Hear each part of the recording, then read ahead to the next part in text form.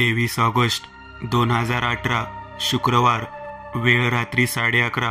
राहुल आणि त्याचे 4 मित्र 5 सीटर गाडीने मुंबईकडून चिपळूणला निघाले.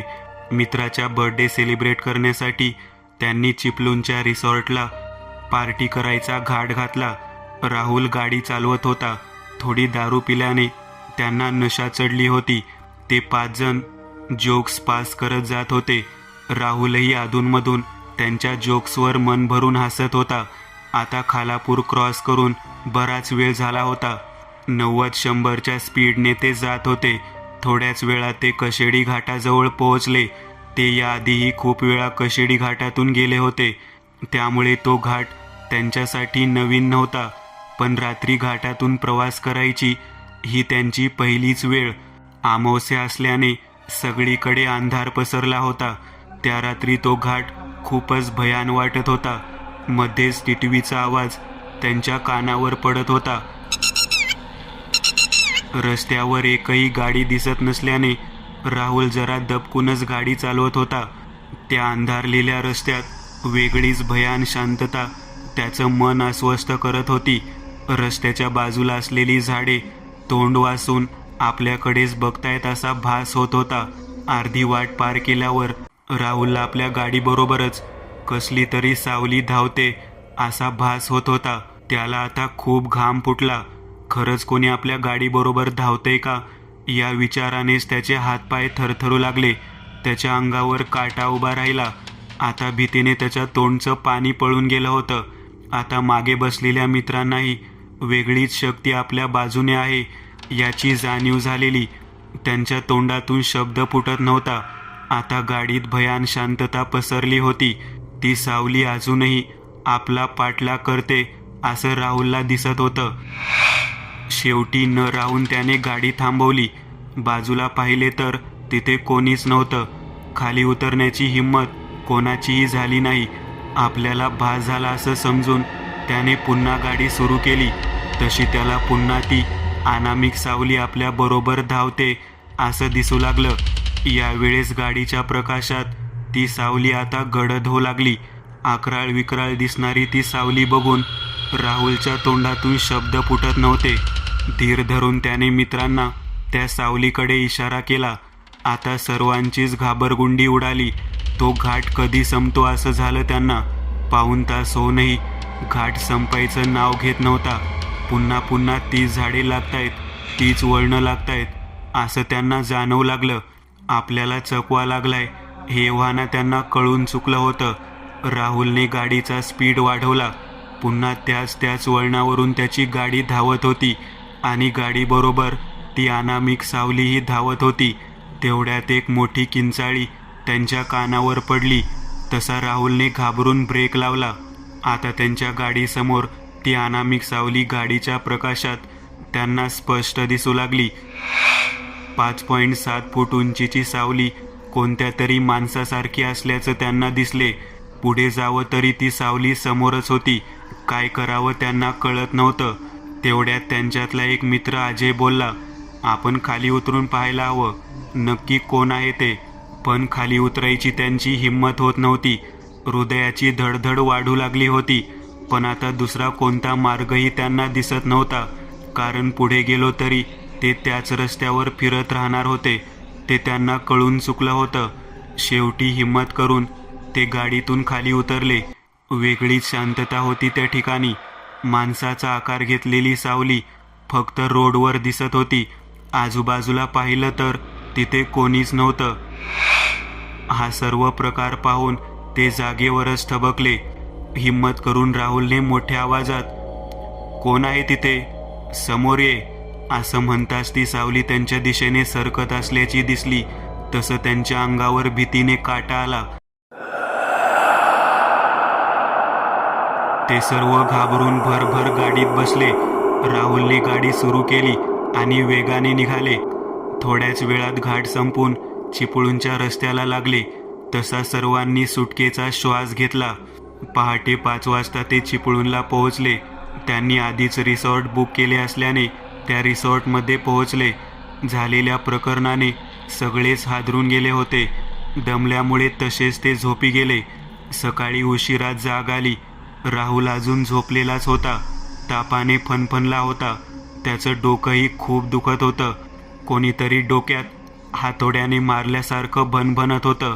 मित्रांनी त्याला उठवण्याचा प्रयत्न केला, पण त्याला कसलीच शुद्ध नव्हती.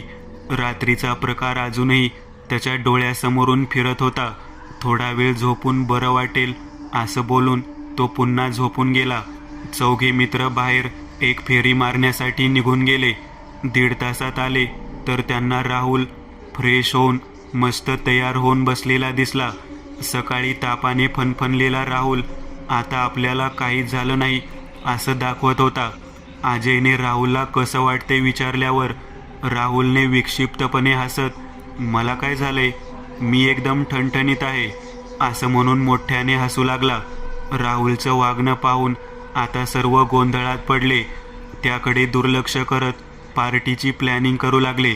पूर्ण दिवस चिपळूणमध्ये फिरून रात्री रिसॉर्टवर बर्थडे सेलिब्रेट करायचं ठरलं. सर्व तयारी करून निघाले. चिपळूणच्या निसर्गमय अशा समुद्रकिनारी त्यांनी बराच वेळ घालवला. रात्री केक कापून ड्रिंक घेऊन सर्व एन्जॉय करत होते. पण राहुलने ड्रिंक नव्हती घेतली. त्याचं लक्षच नव्हतं या सगळ्याकडे. मनाशीच काहीतरी विचार करत तो बसला होता. एक आसुरी भाव त्याच्या चेहऱ्यावर दिसत होता. त्याचे डोळे लाल झाले होते. त्याला लवकरात लवकर मुंबईला परत जायचे होते. एव्हाना सर्व झोपी गेले होते. राहुल मात्र रात्रभर जागाच होता. सकाळी लवकरच तयार होऊन सर्व मुंबईच्या दिशेने निघाले. दुपारपर्यंत ते मुंबईला पोहोचले. सर्वांना ड्रॉप करून राहुलने त्याच्या अंधेरीला राहत्या घरी गाडी वळवली. वडील लहानपणीच गेल्याने घरी आई आणि छोट्या भावाची जबाबदारी राहुलवर होती. तसा तो खूप हुशार मुलगा होता. कॉलेज पूर्ण झाल्यावर त्याने चांगल्या पोस्टवर जॉब मिळवला होता. पूर्ण घराची जबाबदारी त्याच्यावरच होती. थोड्याच वेळात राहुल घरी पोहोचला आणि थेट आपल्या रूममध्ये गेला. राहुलचं वागणं त्याच्या आईला खटकलं. प्रवासात दमला असेल असं तिला वाटलं. जवळजवळ 1 तासाने राहुल रूममधून बाहेर आला आणि काहीच न बोलता गाडी सुरू करून निघून गेला. त्याचं वागणं खूपच विचित्र झालेलं. आज तो पूर्वीचा राहुल नव्हता. काहीतरी वेगळंच त्याच्या डोक्यात सुरू होतं. वेगाने गाडी चालवत तो जवळच असलेल्या टिळकनगरमध्ये पोहोचला. पार्किंगला गाडी उभी केली. गाडीच्या काचा खाली करून चेहऱ्यावर विक्षिप्त स्माईल करत कोणाच्या तरी प्रतीक्षेत बसून राहिला. जवळजवळ 4 तास एकटाच गाडीत बसून त्याने घालवले. रात्री 8ची वेळ. थोड्याच वेळात एक पांढऱ्या रंगाची गाडी त्याच्या गाडीच्या बाजूला येऊन उभी राहिली. 5.5 फूट उंचीचा रंगाला सावळा माणूस गाडीतून उतरून पुढे जाऊ लागला. त्याला पाहून राहुलच्या चेहऱ्यावरचे भाव बदलले. त्याचे डोळे रागाने लाल झाले. क्षणाचाही विलंब न करता राहुल त्याचा पाठलाग करत निघाला. कोणीतरी आपला पाठलाग करत आहे असं त्याला जाणवलं. त्याने मागे पलटून राहुलला हटकलं. कोण तुम्ही? माझा पाठलाग का करत आहात? मी राहुल. तुम्ही रंजन देसाई ना? मला तुमच्याकडे खूप महत्त्वाचं काम आहे. ठीक आहे, या आपण घरात बसून बोलूया असं म्हणून रंजन बंगल्यात गेला आणि त्या मागोमाग राहुल.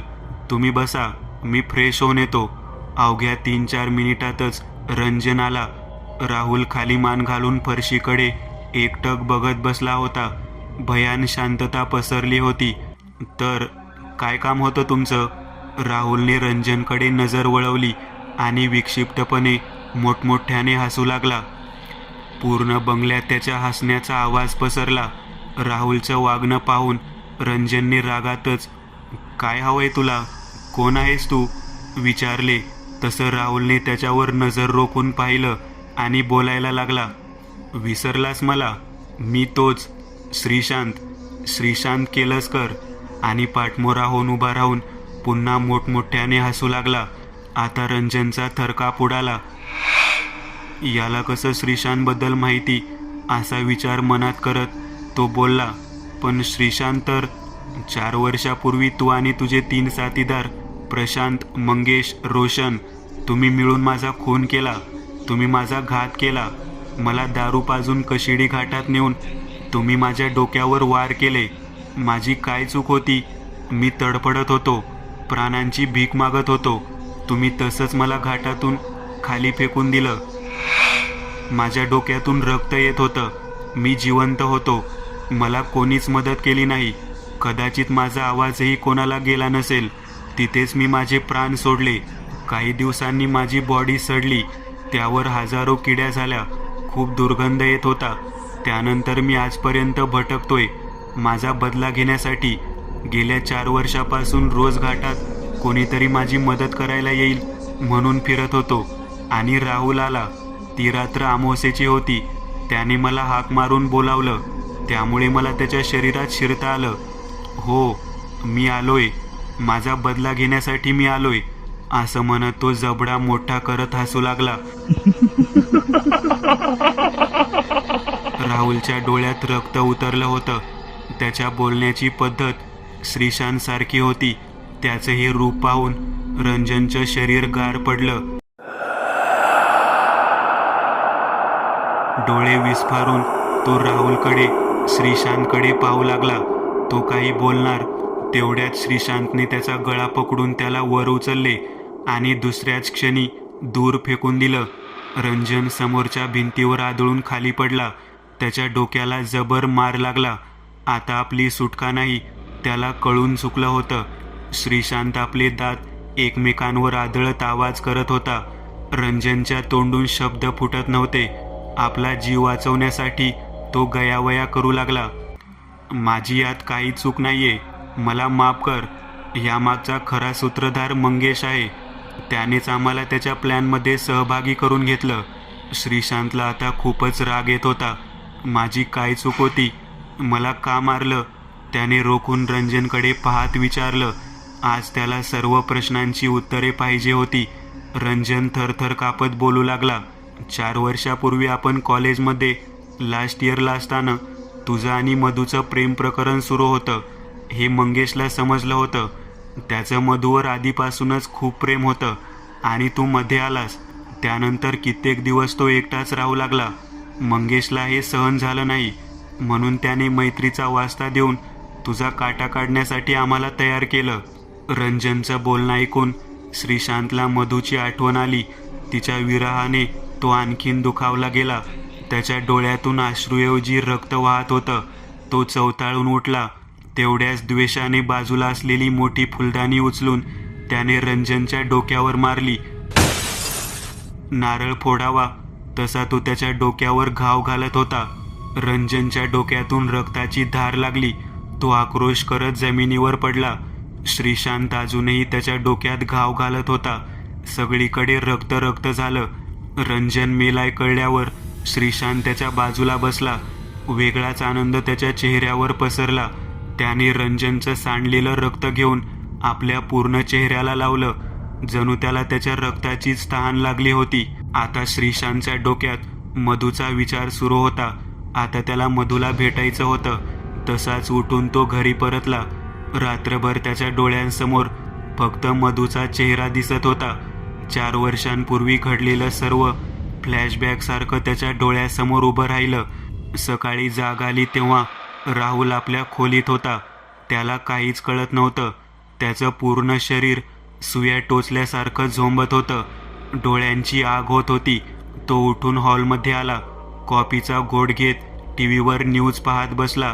काल झालेल्या निर्दयी खुनाची बातमी पाहून त्याच्या अंगावर सरकन काटा आला. राहुलने लॅपटॉप ओपन केला.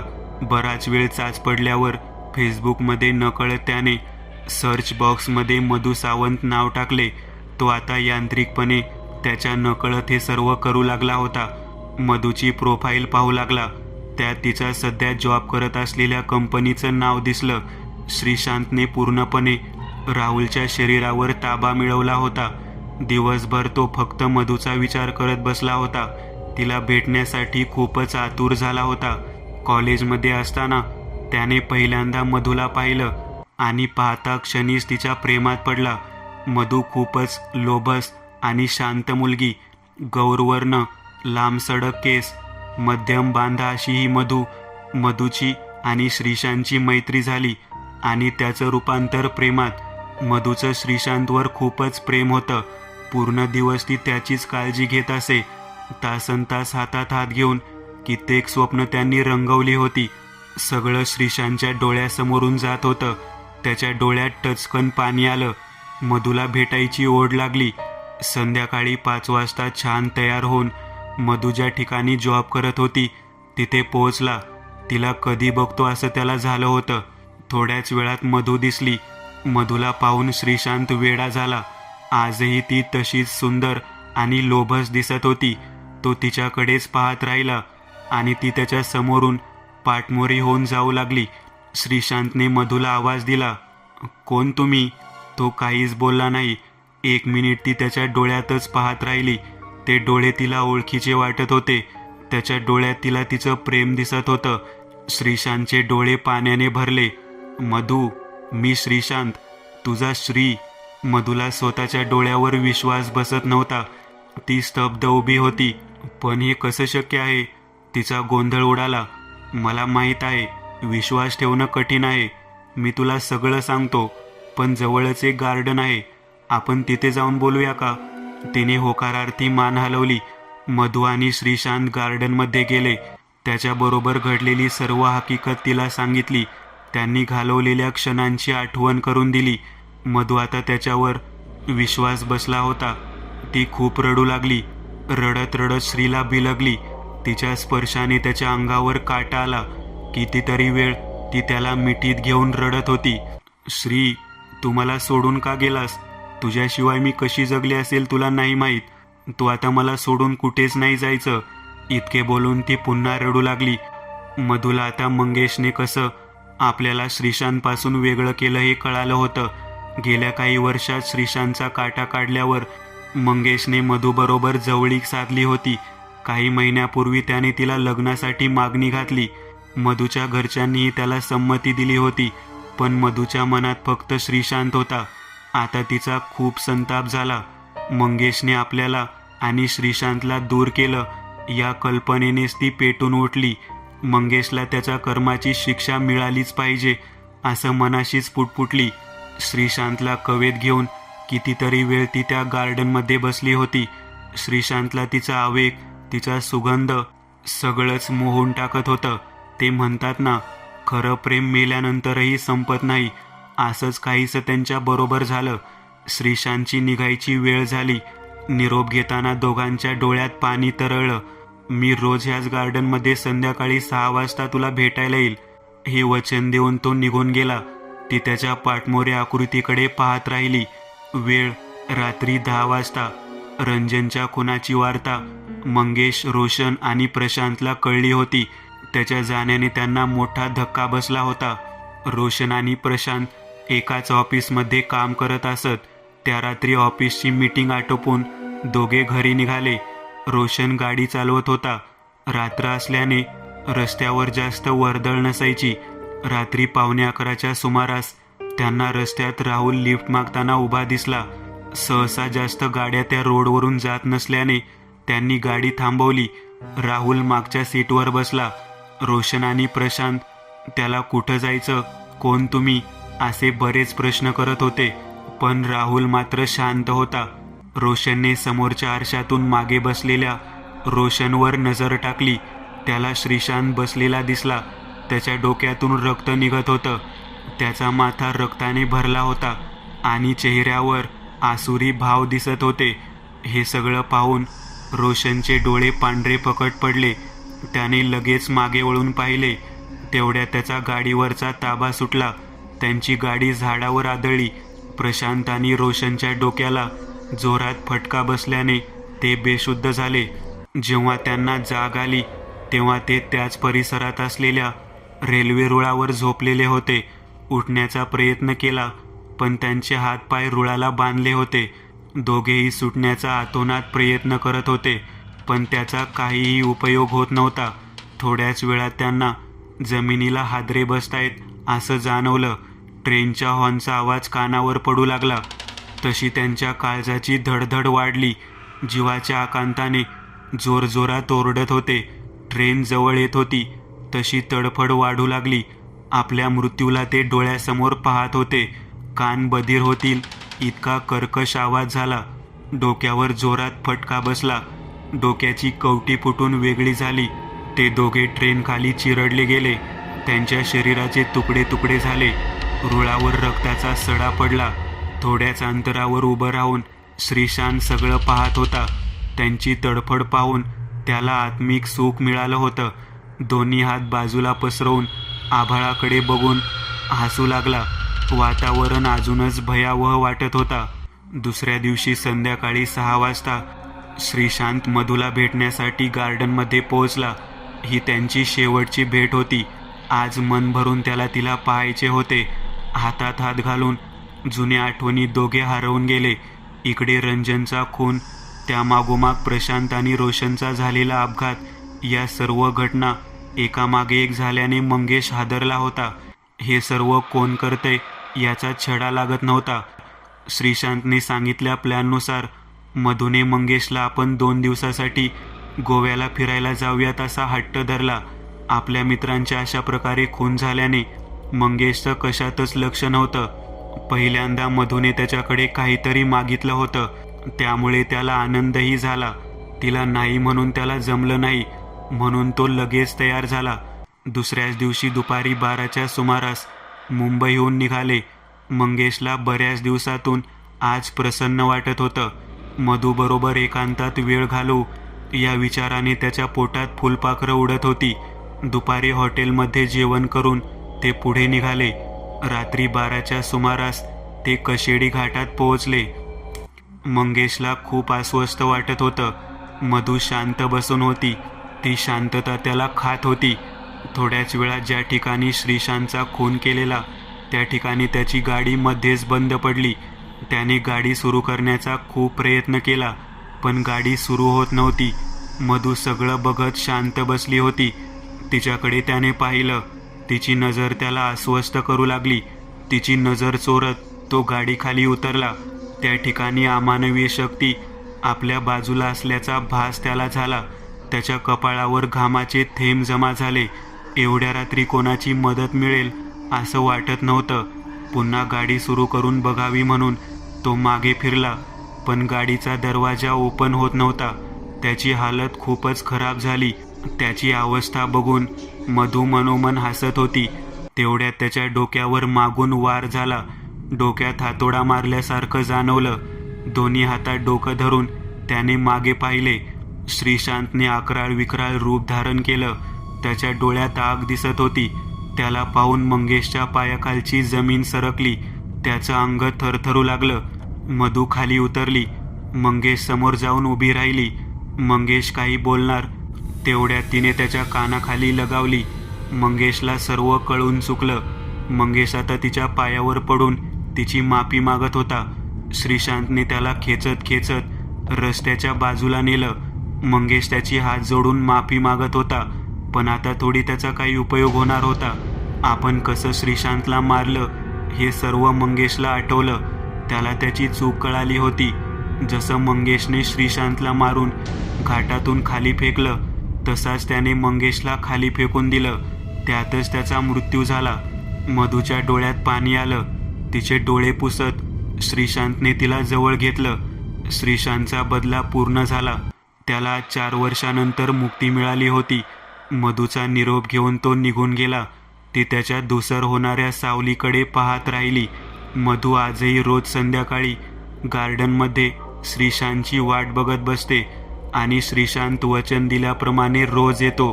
कधी गार हवेचा झोका होऊन तर कधी फुलांचा सुगंध होऊन आपल्या असण्याची जाणीव तिला करून देतो. मित्रांनो, आज पुरतं एवढंच. तुम्हाला जर काही गोष्ट आवडली असेल तर नक्की लाईक करा. तुमच्यापैकी बरेचसे जण व्हिडिओ लाईक न करताच पळून जातात, पण हा जर व्हिडिओ तुम्ही लाईक केला तर मला जरा बरं वाटेल आणि असेच भारी भारी व्हिडिओ बनवायची माझ्यात एनर्जी येईल. त्यामुळे नक्की लाईक करा. आणि अजूनही कोणी या चॅनलला सबस्क्राईब केलेलं नसाल तर लगेच सबस्क्राईब करून टाका. आणि बाजूची घंटी ती मात्र दाबायला विसरू नका. देवाची घंटी आहे ती. चला तर मग पुन्हा भेटूया अशीच एक आगळी वेगळी गोष्ट घेऊन पुढच्या